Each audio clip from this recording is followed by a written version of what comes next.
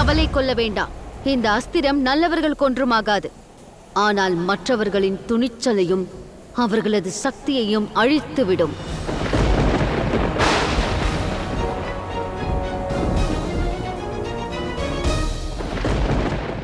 தேவி லக்ஷ்மியின் அவதாரம் வீரலட்சுமியின் அவதாரமாகும். இவர்களது அவதாரத்தில் மிக சக்தி வாய்ந்த அவதாரம் இது. நான் நாராயணரின் அர்த்தாங்கினி, சம்பிருத்தியின் தேவி, அசுரலோகத்தின் செல்வ செழிப்பை பறிக்க வந்திருக்கிறேன்.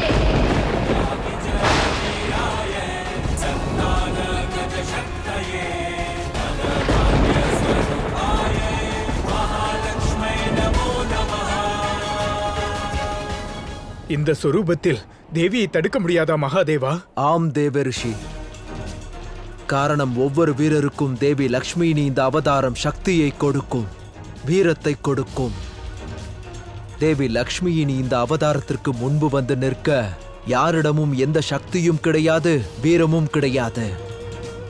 இந்த வீர அவதாரத்தின் தடுக்கும் செயலானது யாரிடமாவது இருக்கிறது என்றால் அவர் நாராயணன் மட்டுமே ஆவார்.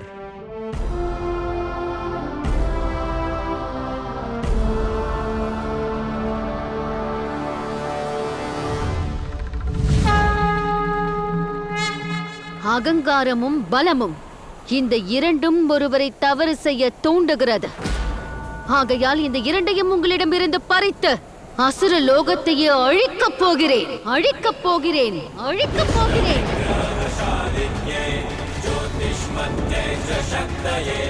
अष्टलक्ष्मी स्वरूपाये महालक्ष्मी नमो नमः विद्या विजय वीराये संतान गज शक्तये வேண்டாம் தேவி. நாராயணரே, நீங்கள் உங்கள் அசுரர்களுக்கும் உங்கள் சத்ருகளுக்கும் பாதுகாப்பு தருகிறீர்களா? இல்லை தேவி. நான் என் தேவியின் மனம், அவர்களின் சிந்தனை, அவர்களது இயற்கையை பாதுகாக்க வந்துள்ளேன். தங்கள் இயற்கை குணம் கொடுப்பதே ஆகும், பறிப்பது அல்ல. கொடுக்கத்தான் வந்திருக்கிறேன் நாராயணரே. அசுரர்களின் கர்மாவின் பலனை கொடுக்க வந்திருக்கிறேன். ஒருவன் செய்த கர்மாவின் காரணமாக இந்த சிருஷ்டியே அழிவை பார்க்க வேண்டி வந்தது. அதனால் நீங்களும் துன்பம் அடைந்தீர்கள். ஆகவே அசுர குலம் செய்த கர்மாவின் பலனை அடைந்தே தீருவார்கள்.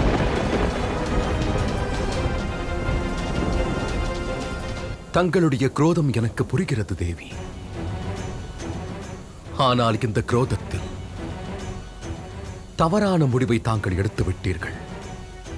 தங்களுடைய சமநிலையை தாங்கள் இழக்கிறீர்கள். அதை தடுப்பது என்னுடைய கடமையாகும். அதோடு அதர்மத்தை பழிவாங்குவது லக்ஷ்மியின் கடமையாகும். லக்ஷ்மியின் கடமையாகும். லக்ஷ்மியின் கடமையாகும்.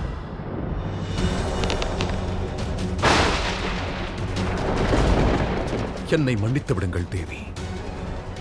நீங்கள் இந்த நாராயணனை அல்ல, உலகை காப்பவனை தூண்டிவிட்டிருக்கிறீர்கள்.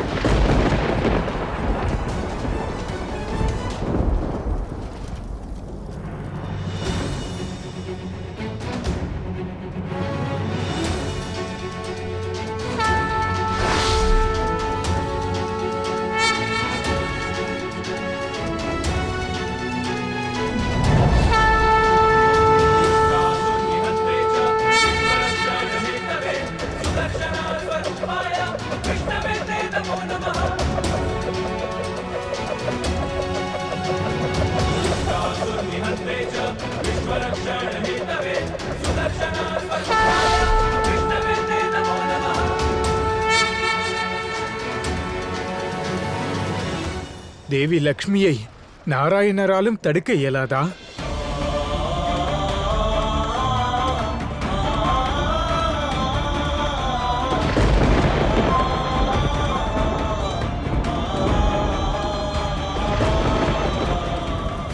உன் சிதையினால் எரியும் இந்த நெருப்பு பொறி நாராயணன் மற்றும் லக்ஷ்மியின் அன்பை சாம்பலாக்கிவிட்டது.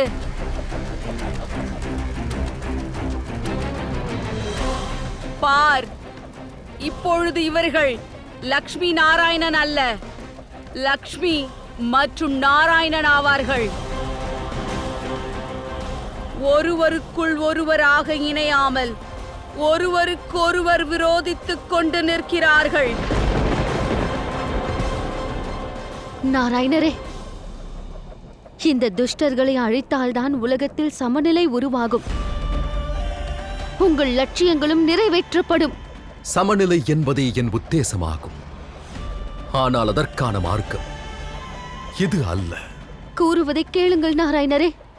நியாயத்தை காப்பாற்ற நான் கட்டுப்பட்டுள்ளேன். நான் என் கடமைக்கு கட்டுப்பட்டிருக்கிறேன்.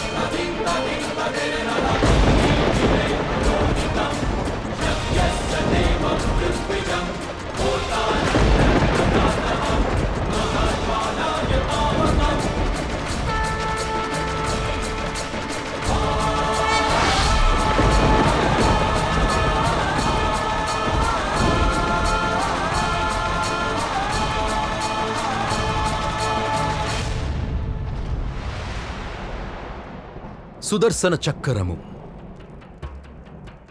மரியாதையை கடைபிடிக்கும் தேவி. அது தங்களுடைய அம்பை உடைக்காது, முன்னேறி செல்வதிலிருந்து தடுக்கும். என்னுடைய கடமையை செய்வதில் இருந்து என்னை தடுத்து நீங்கள் எந்த நியாயத்தை நிலைநாட்டப் போகிறீர்கள்?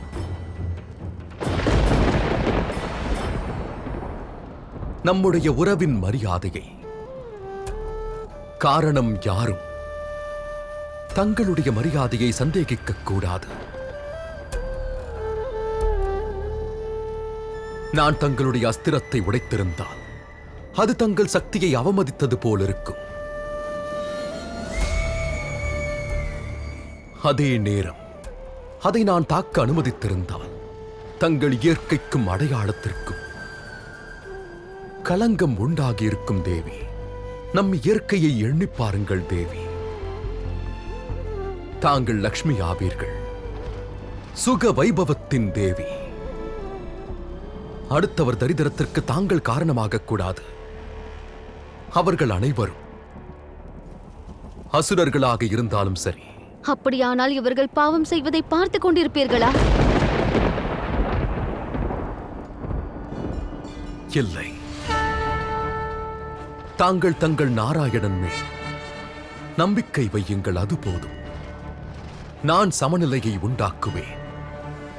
எப்பொழுதெல்லாம் ஹயக்ரீவனைப் போன்ற அசுரர்களின் துணிச்சல் தாண்டவமாடுமோ அதை அழித்தொழிப்பதற்காக என்னுடைய சுதர்சன சக்கரம் வரும்.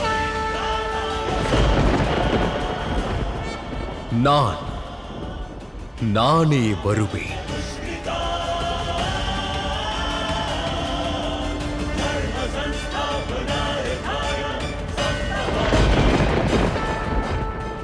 இதை ஏற்றுக்கொள்ளுங்கள் தேவி. இந்த சிருஷ்டி மட்டுமல்லாது தங்கள் மரியாதையை காப்பதும் என்னுடைய கடமையாகும்.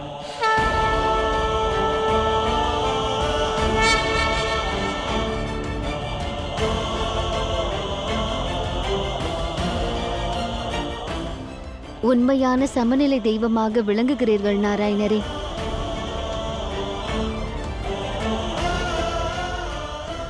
உங்களுடைய கடமையை நீங்கள் தொடர்ந்து செய்து அடுத்தவர்களோடு நலனையும் நீங்கள் காத்து வருகிறீர்கள். இது உங்களால் மட்டுமே சாத்தியமாகும். ஆகையால் தங்களுடைய வாக்கிற்கு நானும் கட்டுப்படுகிறேன்.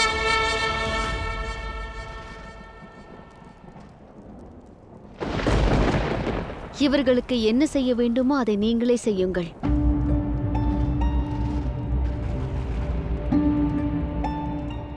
ஆனால் நான் என்னுடைய அம்பை மீண்டும் பெற முடியாது. ஆகையால்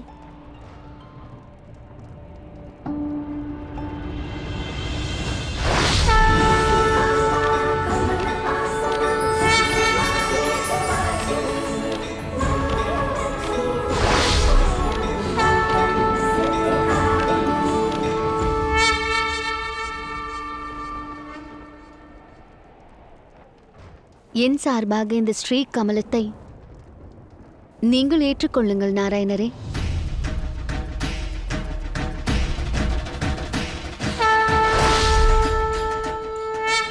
தாங்களும்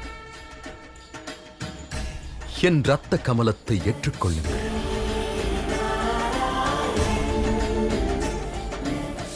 அற்புதம், அற்புதம் நாராயணா, மிக அற்புதம்.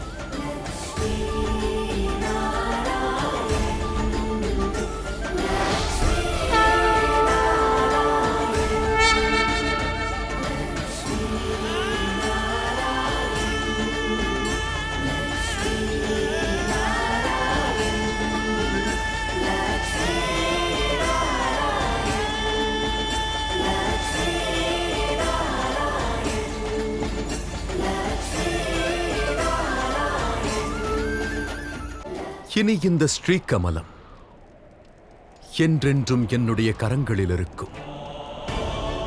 சுக வைபவத்தை காப்பதற்கு நான் தங்களுக்கு அளித்த வாக்கு அதனுடைய அடையாளமாக விளங்கும். அதோடு உங்களை பாதுகாக்கும் சின்னமாக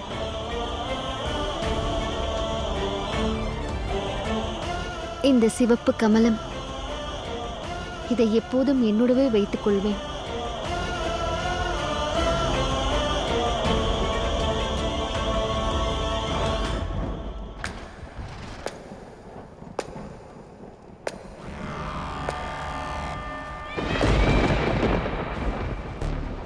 இருவரும் அற்புதமான லீலைகளை எங்கள் முன் புரிந்தீர்கள். லக்ஷ்மி, நாராயணா.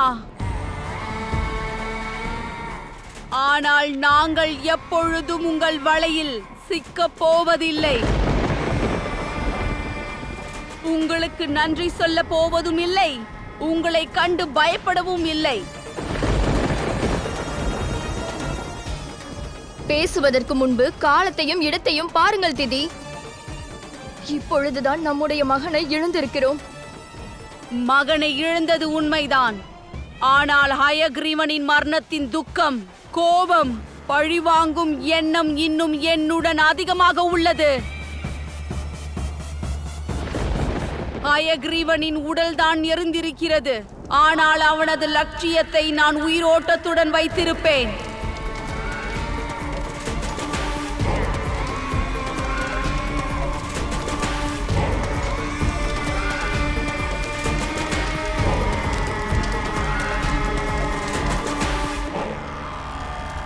நாராயணா, ஹயக்ரீவனின் உடலை எரித்துக் கொண்டிருக்கும் இந்த ஜோதியானது தொடர்ந்து எரிந்து கொண்டே இருக்கும். அதாவது நாங்கள் அசுரர்கள் உங்கள் அனைவரிடத்திலும் இருக்கும் அதிகாரத்தையும் உங்கள் பதவிகளை அழிக்கும் வரை எரிந்து கொண்டே இருக்கும். இந்த அசுரர்களுடைய அதிகாரங்கள் எல்லா திசையிலும் நிச்சயம் பரவிவிடும். அது பரவும் வரை இந்த ஜோதி எரியும். பழி தீர்க்கும் எண்ணத்தோடு வரும் அக்னியை விரைவில் அழித்தாக வேண்டும் அசுரமாதா. இல்லை எனில் அது உடல்களை எரித்துக் கொண்டே இருக்கும்.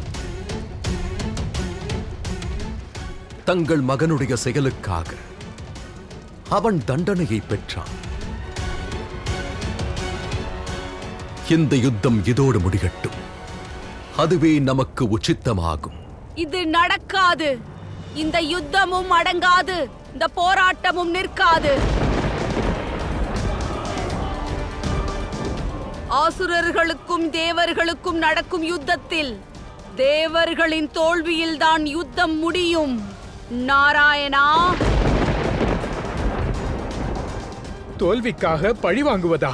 அசுரமாதா திதி அநியாயம் செய்கிறார்கள்.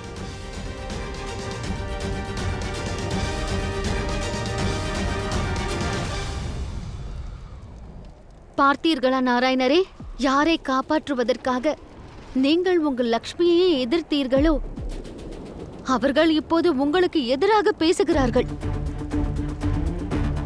உங்களுக்கே சவால் விடுக்கிறார்கள். இது யாவும் விதியின் விளையாட்டு தேவி. நமக்கும் இவர்களுக்கும் இதுவே வித்தியாசம். அதாவது நாம் லட்சியத்தினை மனதில் கொண்டு முடிவெடுக்கிறோம். அதோடு நாம் அநியாயம் செய்வதில்லை. லட்சியங்களை தாண்டி கவனிக்க வேண்டும் அசுரமாதா. ஓர் தாய் தன்னுடைய மகனுக்கு உயர்வான எண்ணங்களை தர வேண்டும். அழிவினை கற்றுத்தர மாட்டார். இந்த ஜோதியை தாங்கள் இன்று அணைக்கவில்லை என்றால் ஓர் நாள் தாங்கள் தனியே நிற்க வேண்டிய நிலை வரும். நீங்கள் தனியாக இல்லை அசுரமாதா.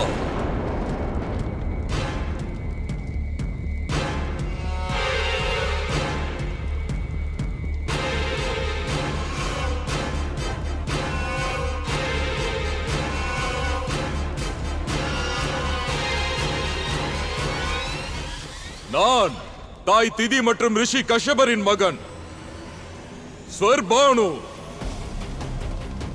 என் சகோதரனின் லட்சியத்திற்கும் அசுரமாதா திதிக்காகவும் நான் நிற்பேன். அதோடு நான் அசுர சாம்ராஜ்யத்தின் சேனாதிபதி மகாபலி.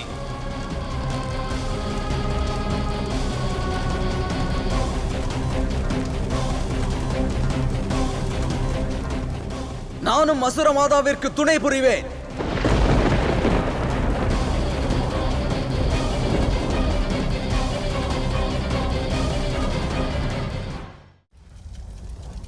நீங்கள் என்ன நினைத்தீர்கள்?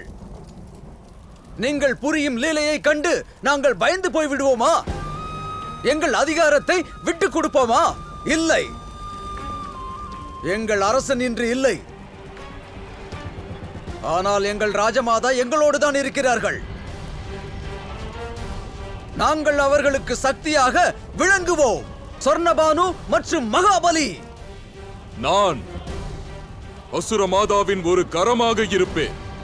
இந்த பழிவாங்கும் எண்ணத்தில் எரியும் ஜோதியில் இன்னும் கொழுந்து விட்டு எரிய வைப்பேன். அதோடு நானே அவர்களுடைய மற்றும் ஒரு கரமாவேன். இந்த அக்னியை ஒருபோதும் அணைய விட மாட்டேன்.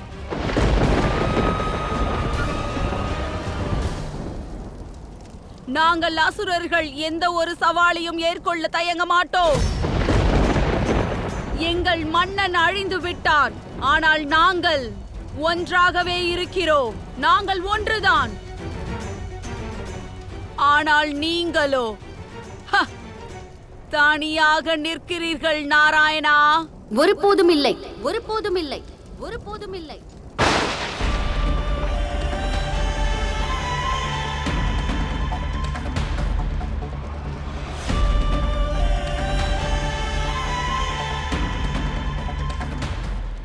நாராயணர் இருக்கும் இடத்தில் லக்ஷ்மி நிச்சயம் இருப்பாள்.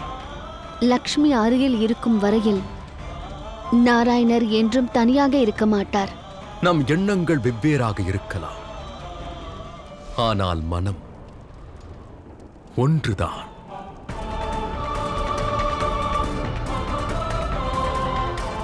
லக்ஷ்மி நாராயணர் தனித்தனி என்று நினைத்து ஹயக்ரீவன் தவறு செய்தான். அதை நீங்களும் செய்யாதீர்கள். லக்ஷ்மி நாராயணன் ஒன்றுதான். ஒன்றுதான்.